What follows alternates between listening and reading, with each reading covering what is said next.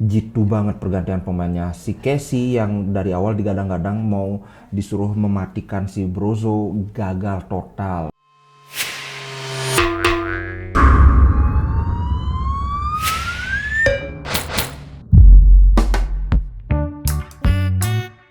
Halo Sobat Ngoming, apa kabar?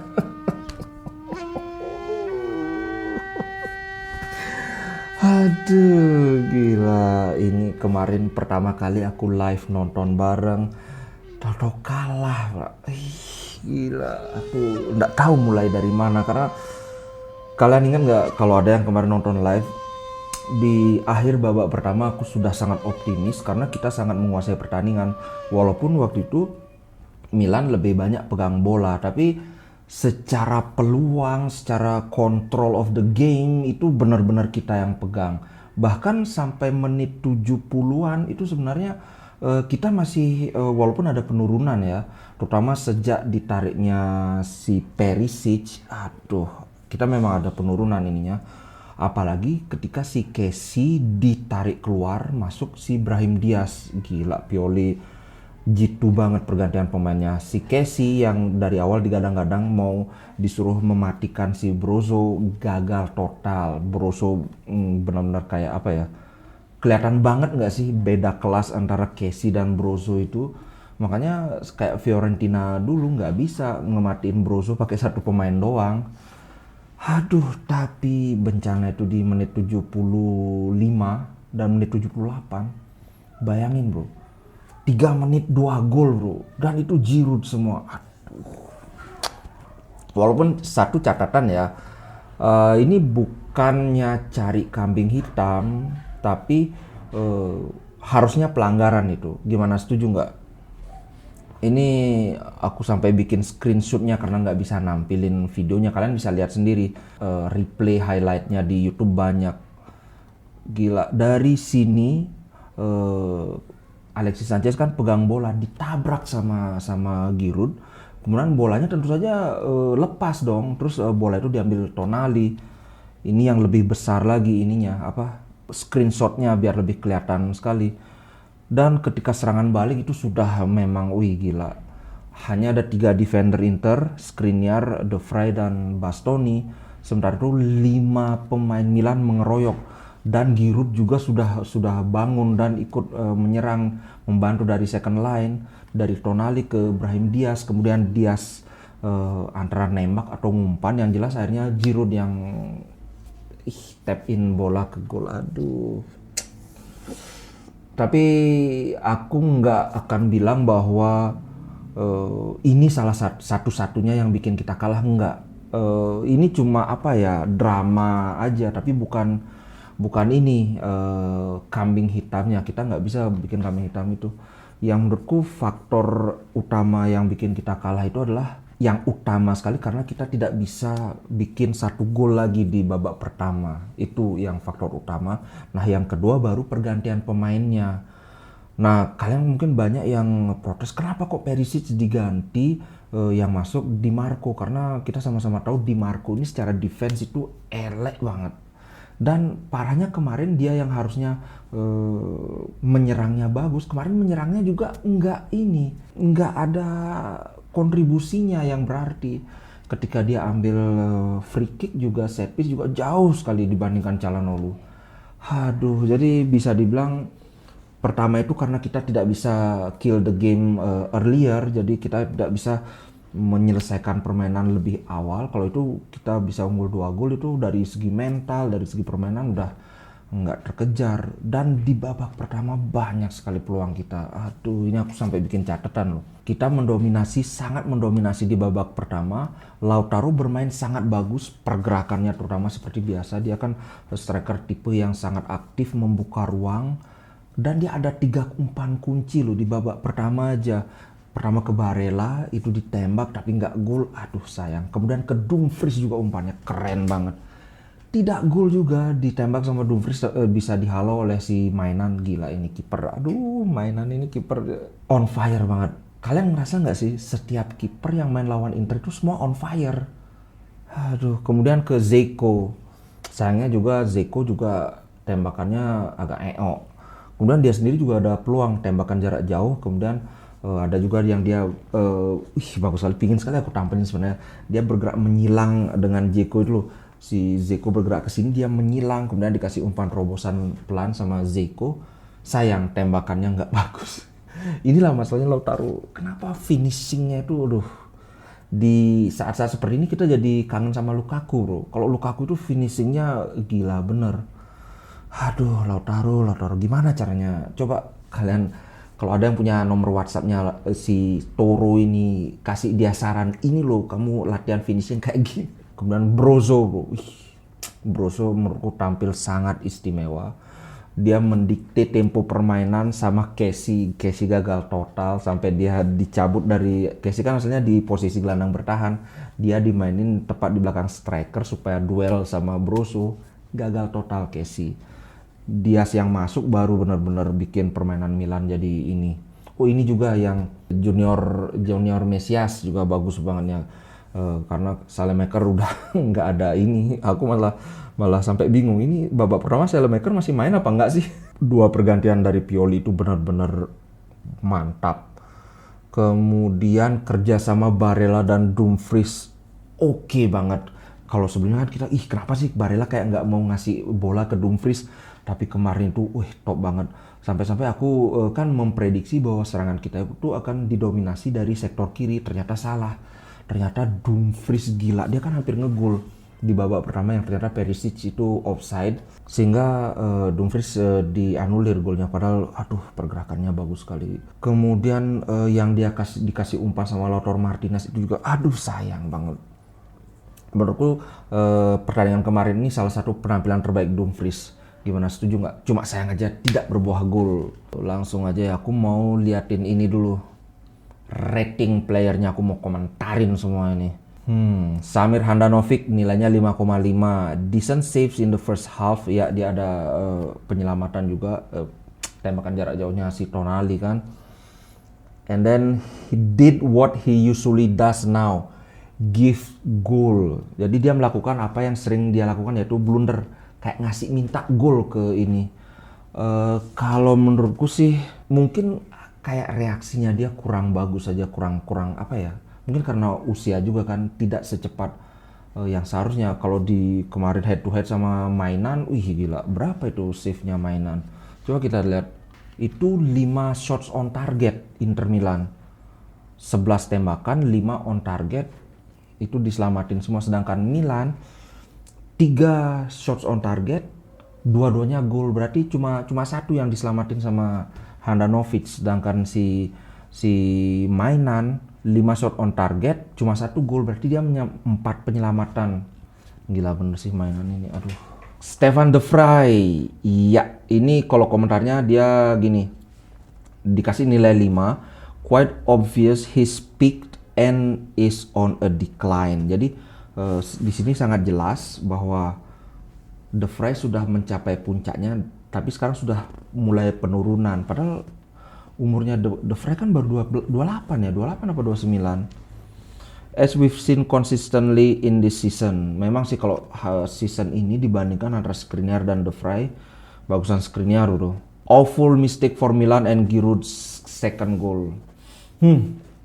Gol kedua Giroud memang, di satu sisi memang trappingnya Giroud itu luar biasa, tapi di sisi lain pemain sekelas De Vrij tertipu. Malu bener bro, itu cuma satu sentuhan langsung dapat posisi shooting yang sangat bagus, gila, pakai tumitnya dia. Aduh, aku malu ngeliat golnya Giroud itu. Kemudian Milan Skriniar nilainya 6. Menurutku Milan Skriniar bagus mainnya kemarin. Did alright throughout the game but wasn't able to help out in attacks as we have seen his doing before. Best Inter defender on the day. Jadi ya, dia bagus mainnya sepanjang game, tapi di fase menyerang dia nggak banyak membantu. Padahal biasanya dia lumayan banget. Tapi kalau dari segi pertahanan, di antara 3 pemain pertahanan ini dia yang main paling bagus. Aku setuju. Kemudian Bastoni juga nilainya 6. Not the usual forward runs. Ya kemarin memang nggak terlalu banyak, makanya aku perkirakan dari kiri bakal sering nyerang, tapi ternyata Bastoni nggak terlalu banyak maju kemarin. but defensively solid, making some lovely diagonal cross balls in midfield. Jadi secara defensif Bastoni sangat bagus.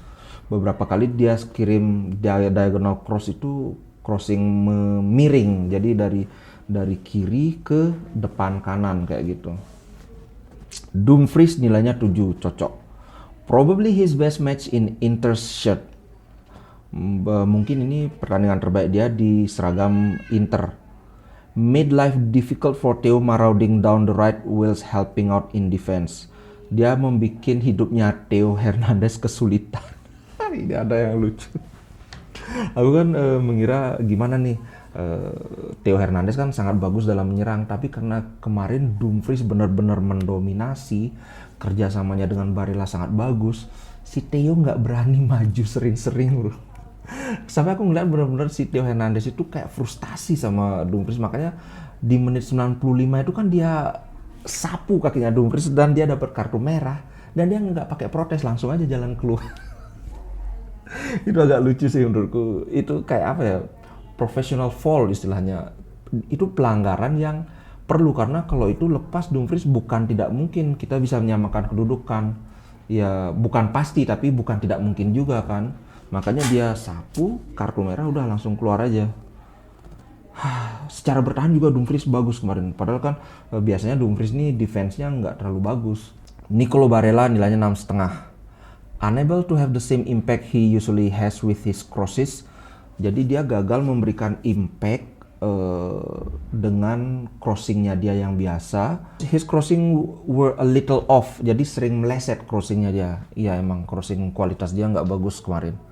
Ran and work hard like always does, tapi dia berlari dan bekerja keras seperti biasa. Kalau menurutku antara kemarin Nicolo Barella dan Calhanoglu lebih bagus Barella sih menurutku. Menurut kalian gimana? Kemudian ini Calhanoglu dikasih nilai 6, cocok. Look really up for it, sebenarnya dia main bagus, especially in the first half when he was very active. Got an assist but tired the more game went on. Dia kelihatan sangat bagus, sangat siap. Kemudian assist juga, terutama di babak pertama dia sangat aktif membagi bola, dikasih bola sama Brozo dia playmakingnya bagus, tapi di babak kedua tuh memang terlihat sekali sangat menurun kondisinya. Aku nggak ngerti, apa Turki ada ini ya? Apakah ada pertandingan kualifikasi Piala Dunia ya? Kelihatan banget kemarin memang babak kedua Calhanoglu sudah jebol. Brozo nilainya 6,5. Dictated the tempo of midfield as he usually did, especially in the first half. Mendikte tempo di lapangan tengah seperti biasa, terutama di babak pertama. Was brought off as a safety measure which cost the game. Ditarik keluar sebagai, aku juga nggak ngerti, safety measure itu maksudnya demi keamanan. Aman dari apa? Kita orang lagi tertinggal. Aku mau komentari soal penarikan pemain ini ya. Kemudian Ivan Perisic 7,5, bener sih istimewa. Jadi selain dia ngegol, dia tuh juga sangat aktif menyerang dan bertahan. Makanya aduh, kalau si Ivan Perisic semoga masih bertahan 1 musim lagi deh, sambil si Gosen ini kan adaptasi kan. Ada juga ini wacana bahwa kalau Brozovic sudah diperpanjang kontraknya, nanti dia akan dijadikan semacam apa ya, jembatan untuk merayu si Perisic supaya mau perpanjang kontrak. Kemudian Lautaro Martinez nilainya 6,5, cocok. His link up play and work rate is outstanding. Link up play dan kerja kerasnya itu sangat luar biasa. Link up play itu maksudnya ketika dia menghubungkan permainan. Misalnya dia dikasih bola, kemudian bola ini langsung diteruskan ke pemain berikutnya, itu namanya link up play. Itu sangat bagus dan work rate-nya juga sangat bagus. But his finishing leaves quite a bit to be desired. Finishingnya, penyelesaiannya itu masih has left to desire. Itu maksudnya, coba kayak gini, coba lebih bagus. Jadi kurang bagus lah intinya finishingnya.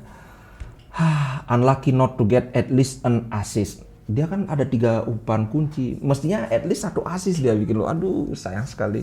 Assist dia tuh bukan assist, umpan kunci dia tuh bagus banget sebenarnya. Aduh kenapa nggak ada yang bisa menyelesaikan. Edin Dzeko nilainya 6. Iya menurutku Edin Dzeko lumayan bagus, tapi lebih bagus si Lautaro Martinez. Work hard and help up in build up. Jadi bekerja keras dan membantu di build up serangan, especially in the first half, but invisible the longer the match went on, offering nothing in attack. Jadi semakin gamenya semakin lama berjalan dia semakin nggak kelihatan. Jadi kayak menghilang dari lapangan. Iya sih, terutama di mulai pertengahan babak kedua itu kayak udah apa kelelahan apa gimana. Padahal dia kan nggak ada pertandingan sebelumnya. Nggak ngerti sih kenapa Zico. Alexis Sanchez, aduh nilainya 5, aku setuju. Kemarin nggak keluar permainannya, padahal dia sudah sesumbar waktu ngegol lawan Juventus itu kan.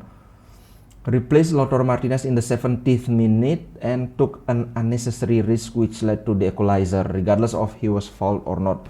Jadi komentarnya ini, dia menggantikan Lautaro Martinez di menit ke-70 tapi dia mengambil resiko yang nggak perlu. Ini yang ketika dia dilanggar sama Giroud itu, oke lah kita sekarang nggak usah perhitungkan itu pelanggaran atau enggak, tapi itu resiko yang nggak perlu karena dia berusaha mendribble bola, padahal itu di depannya ada Tonali, kemudian ada Giroud datang dari kanan, terus di kirinya aku lupa ada siapa, dan di belakang dia itu udah langsung 3 defender, 3 center back, nggak ada ini lagi, nggak ada pemain.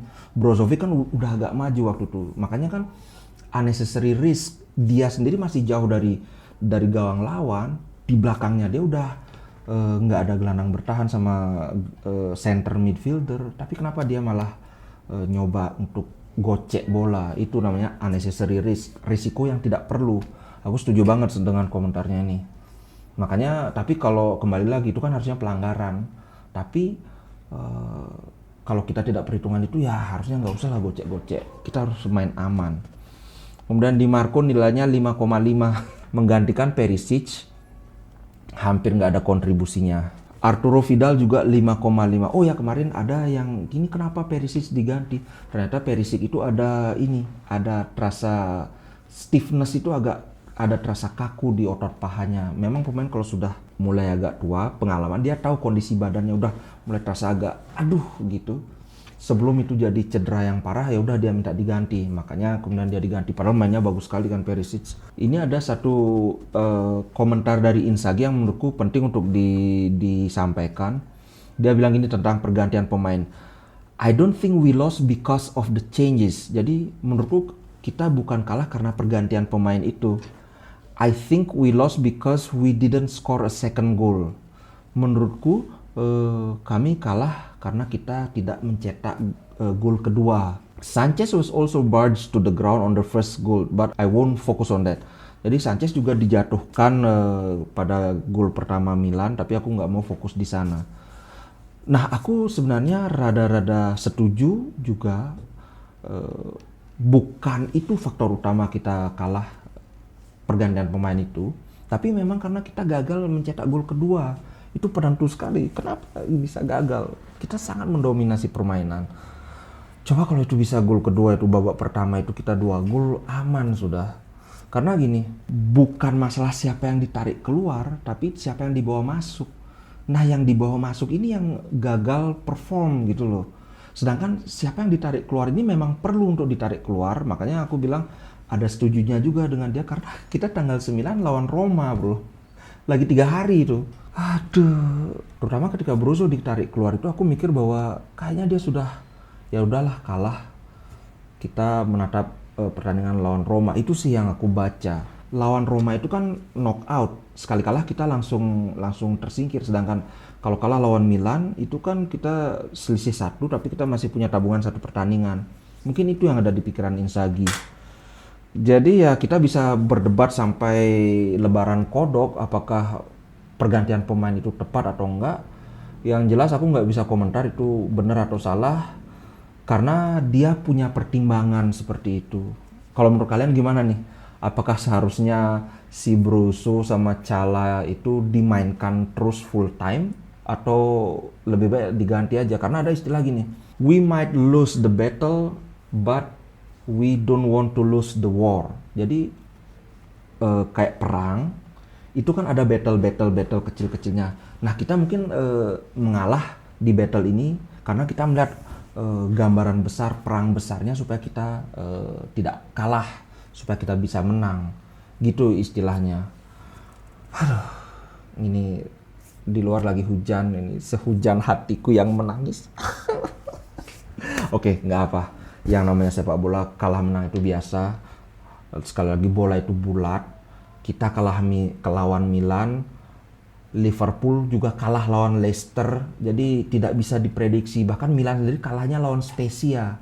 Jadi memang nggak bisa diinikan, bola itu bulat, ya kalau datar itu bumi. Oke guys, ciao, sampai jumpa di konten Ngomin berikutnya. Ciao.